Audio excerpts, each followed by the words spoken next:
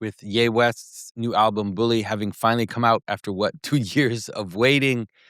I put up a review on social media. You can go and check that out if you're interested. But since I put out that review, so many people have asked me to comment on and try to help people understand the video Father, which he put up with the release of the album. And so I thought it could be a fun thing to do because it is, of course, relevant to symbolic thinking. Um, and so the first thing to say, and maybe we can do this in a way that will also be a kind of training on how to interpret things. I'll take you through the process, not only give you my interpretation, but take you to the process of interpreting it, so that hopefully this can be useful for you when you're trying to interpret songs or videos or whatever it is you want to interpret on your own.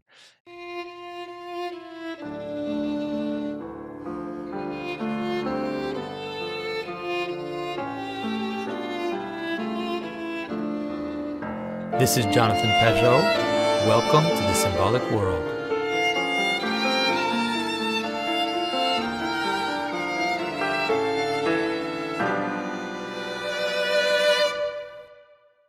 And so the first thing to say is that the style of the video is quite surrealist, which means that there's a kind of absurdity to the way in which it is done. It's not a straightforward logical narrative.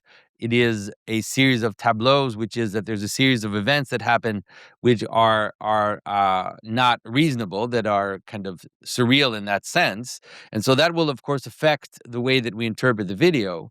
There are many type of surrealist, let's say, approaches that in some ways try to resist interpretation. That is, by using things that don't make sense and putting them together, it is a deliberate attempt to resist meaning and to resist interpretation. Of course, ultimately, you can't completely resist meaning. You will still nonetheless be suggesting things by the analogies that you're bringing up in the video. And I think in this video, it's pretty clear what the video is about. And so, of course, the video is an AI video, which helps us, which is related to the meaning of the video as well. You'll see why the fact that it's an AI video is related to the meaning. And so before we get into the actual video, which I'll play, because it's so short that we can just go through it, the thing to notice when you're interpreting something is to, of course, try to maintain the context. You don't have to, sometimes there are some, let's say, symbolic patterns that appear in the world so brightly that they transcend their context. But at least just as a measure, it's good to look at something within the box that it's given to you. Look at something within the frame that is provided for you in terms of a meaning frame. And there are different levels of those meanings frames. And so in this particular case, the song Father, should be taken into account when you're interpreting the video, at least at the outset, to see if there is at least any way that it connects. And then you might also want to look at how it's connected to the album itself, and then ultimately to Ye West himself and the type of things that he likes to talk about. Now, when we do that, we realize that all of this is very connected. That is, the song is called Father, and the song is really about competing goods. That is, in the song, it starts with a kind of religious music, which is why the video also is in a church and kind of gives you the sense that you're in a church and there's a religious setting. And the song starts out as a prayer, which is, asking God to give us love another day, to hear our prayer. Please, Lord, whenever we pray, Father, you've been very good. And then it says, I just want to thank you, Lord. You've been better to us than we've been to ourselves, Father. And so this is, of course, setting up the song and the video properly, which is that the song and the video are going to be about the problem of what is good and competing goods. And how do we judge and how do we decide what is good, what is true, what is real, and how does that play with that which is not good or lesser good, and how do these goods compete or interplay with each other? And so now this is the only way to make sense of this psalm, because at first it starts with this Father, and it asks God and he thanks God for what he's done, and it says that God has been good to us and better to us than we've been to ourselves.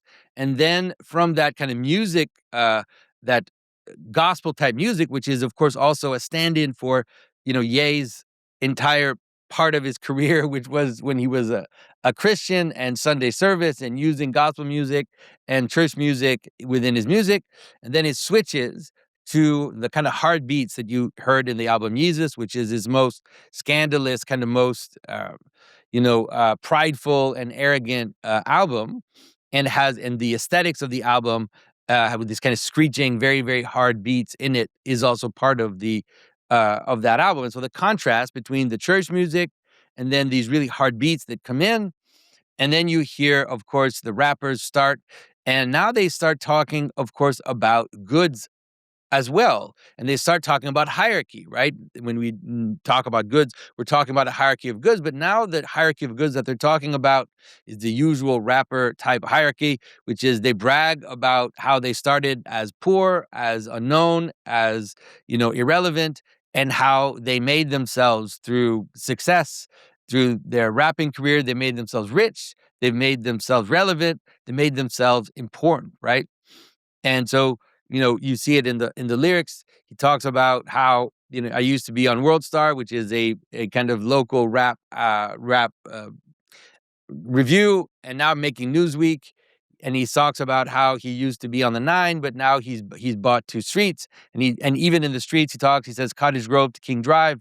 And so he's talking about, like, even you'll see in both verses where it's about from poverty to rich, right? From small to big. So this is what is being brought. And then you hear again the term father. You hear a kind of church appeal.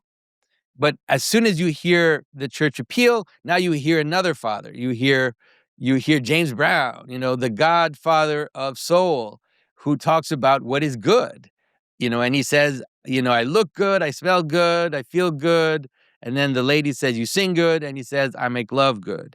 And so then that goes right into the next verse of Travis Scott's verse, which is basically a repeat of what Ye was talking about, which is he talks about how he started poor and he works really hard and he made his money and he deserves what he got, et cetera, et cetera. But then that very last part of his verse, he talks about the same thing, like he bought 2 streets, et cetera.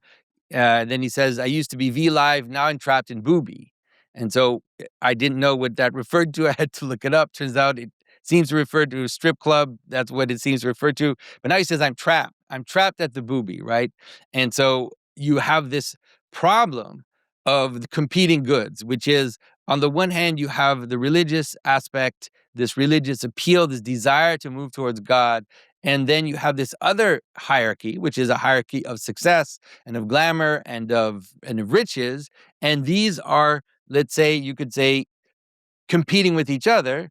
And you can see that Ye and Travis Scott are struggling in their own experience to be able to make sense and to exist in those two realities. On the one hand, having a kind of desire to serve God, but then not being able, and then, kind of fighting, and you could say out of their own, they're trying to bragging about their own success. And you see that in the difference. If you look at the beginning of the song, it's a prayer to God, right, about how good he is to us. And then the second prayer, the second cut is James Brown bragging about how good he is, right? And so you see the difference between the religious and the kind of celebrity rap culture that it seems to have been there already in kind of soul culture at the outset.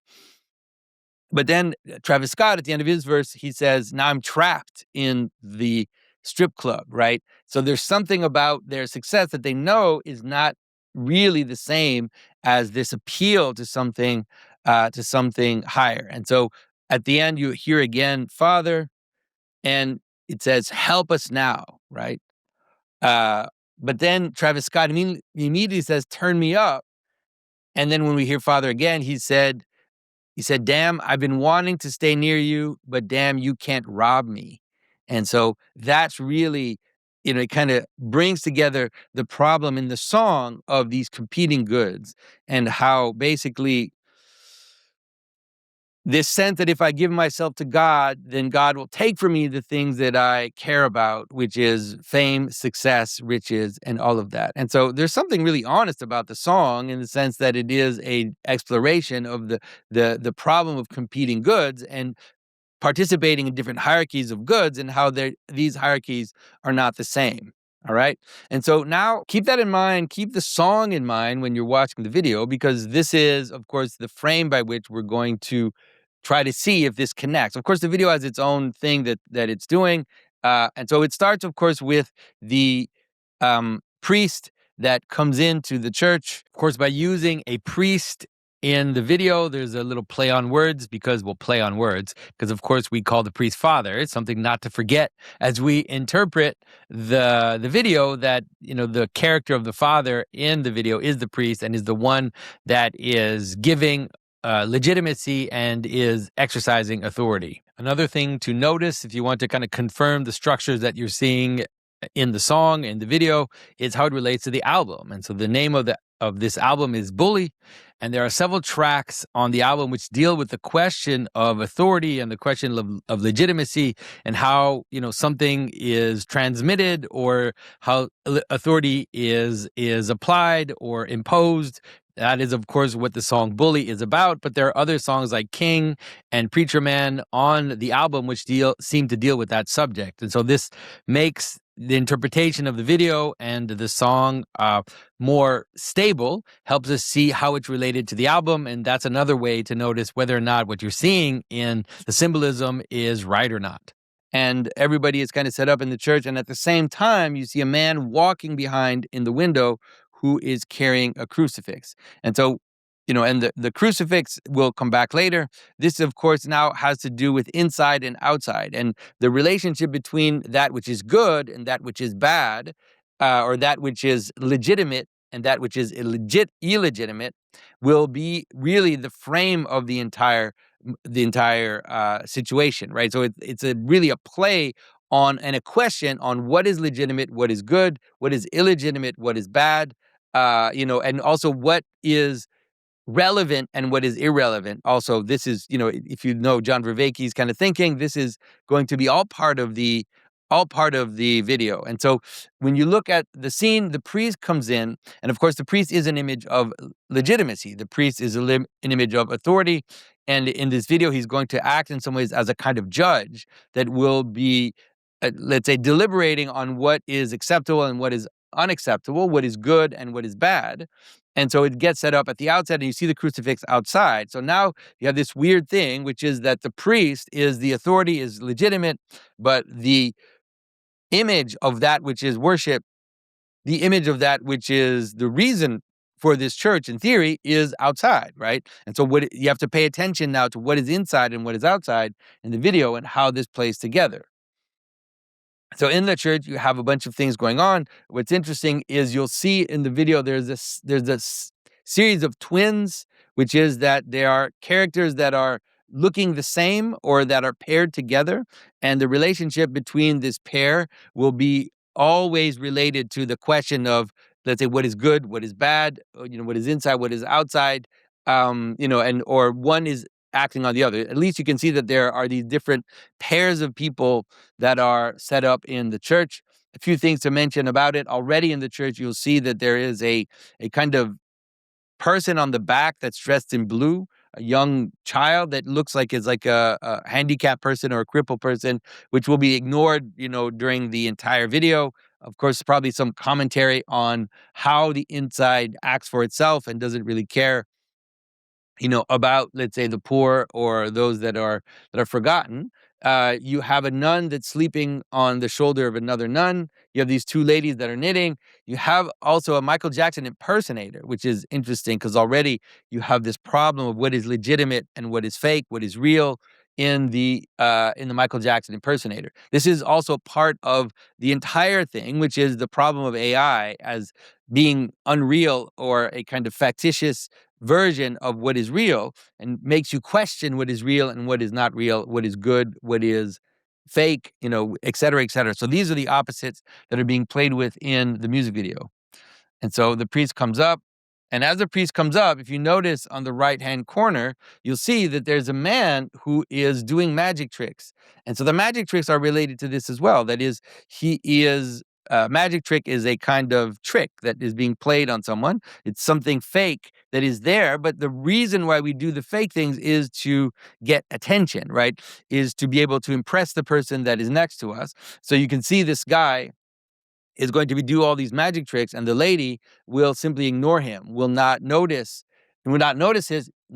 him, even though he's trying to get her attention and is trying to get legitimacy from her. That's the thing to think about. What is good, what is bad, what will get attention.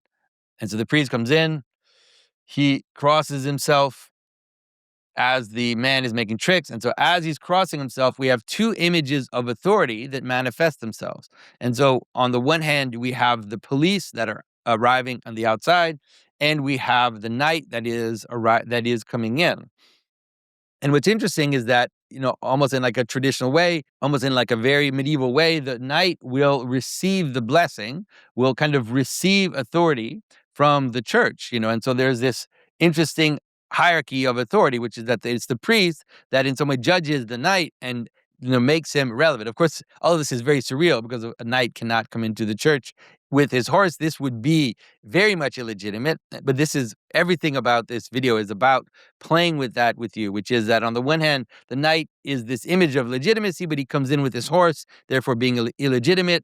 And though the priest will, let's say, bless him so that he can participate in the church service. But while that is happening, you have the police that is coming and is in some ways reversing that order, right? And so the priest has now blessed the knight will participate in the church service. But now the police comes in, and because the nun was sleeping, the police arrest the nun and take her out. And so because she was an image of the church, an image of kind of spiritual authority or spiritual legitimacy, but because she's sleeping, now the police seems to trump her authority and come in and arrest her for sleeping in the church. And so you can see this relationship between the knight, the policeman, and this relationship of authority, and who is it that decides what is legitimate, and who is it that can decide what is good.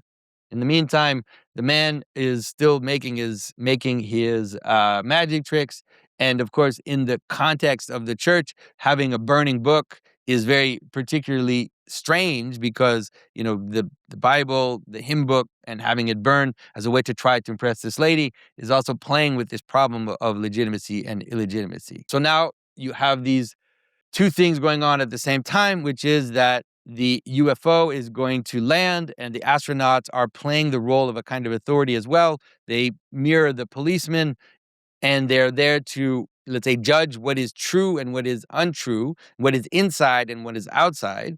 The UFO will stand in as the notion of outside, right? Because it's an alien. So the alien is the outsider, is the one that isn't from our world, is the one that isn't part of our hierarchy, and therefore has to be eliminated, has to be removed from the world, because this is not part, he's an alien. That's what all of this is in some ways about. What is from the inside, what is good, what is from the outside, what is bad, and how do these things relate?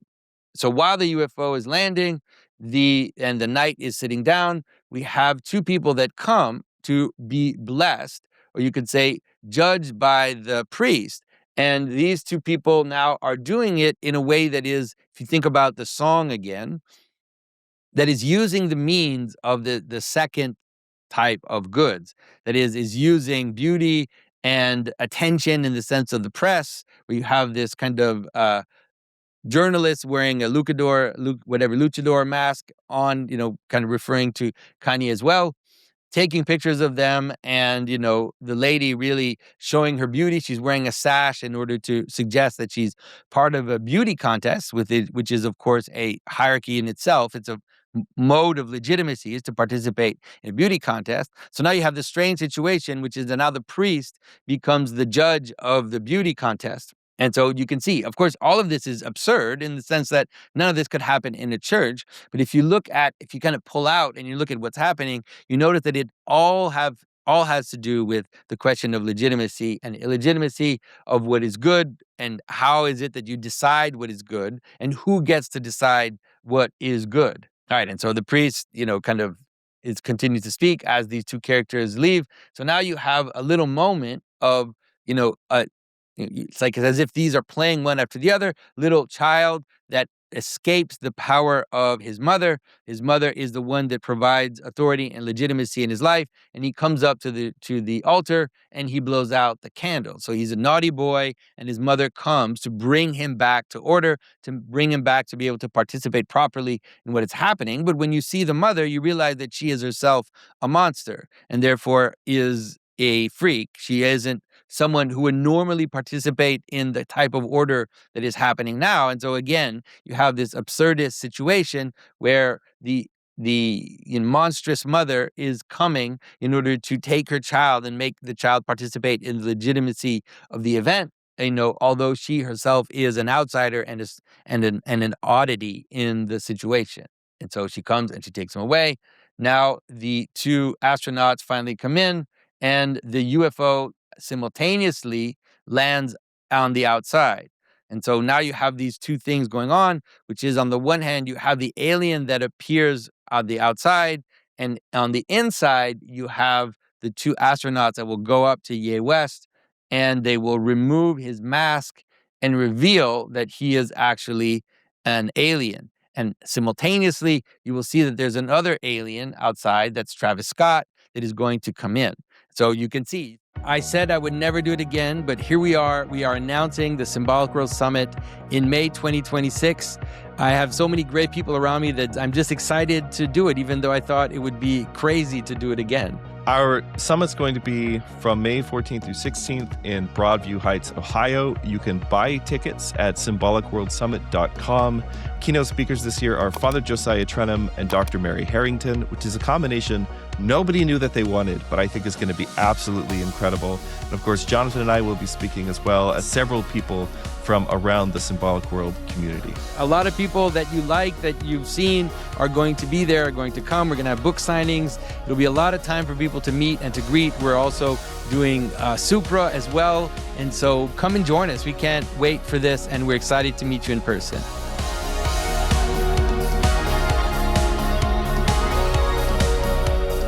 You can see, you think about it almost like there's a rhythm of meaning that is happening. So on the one hand, you have the alien on the outside that is going to come into the church and ultimately reveal that this alien is secretly part of the inside. And you have someone on the inside that is who is being revealed to be actually from the outside. And so you can think about it as, different ways in which legitimacy happens and different ways in which we participate in the good. And there's this rhythm of the way in which the structure of the narrative is set up can help you see that rhythm. And so because, of course, Ye is revealed to be an outsider and not an insider, and this might possibly be could say comment on his own life and how he tried to come into the church and tried to participate in the life of the church, but ultimately was revealed, not to be able to, and to be, really an outsider and not someone that is truly a Christian, or at least can't really participate fully in the life of the church.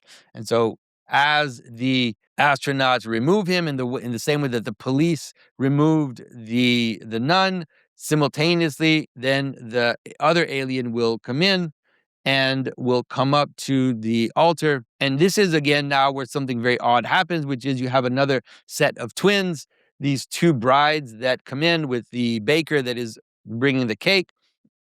And so as Travis Scott removes his mask and reveals that he's actually from the inside, he receives a ultimate aspect of legitimacy. And, you realize that this is really what was going on. That is, this whole event was a wedding, right? This whole event was actually a wedding where, as Travis Scott reveals that he is legitimate, that he can participate in the inside of this world, which is the church here, but is really just a stand-in for legitimacy in general. And then he participates in the ultimate image of legitimacy, which is to get married. And the priest is the figure of authority, which grants this legitimacy and binds people together in marriage. But because he is marrying two women and two twins, there is immediately an illegitimacy that sets itself up in the way in which the bond has happened. So it is a wedding, but it is an illegitimate wedding. You could say it's a bad wedding. It's not a wedding that should exist. And so the same pattern basically just continues. You can see now what the pattern is. And so it's just a pattern that plays itself out over and over. So now that the wedding has been done and the reason for the meeting has been shown, then everybody leaves the church, including the priests. For some reason, the one lady that ignored the magician the whole time stays there. And as the UFO leaves, then the man that we saw at the outset with the crucifix, that is the ultimate, what should be the true reason for the church,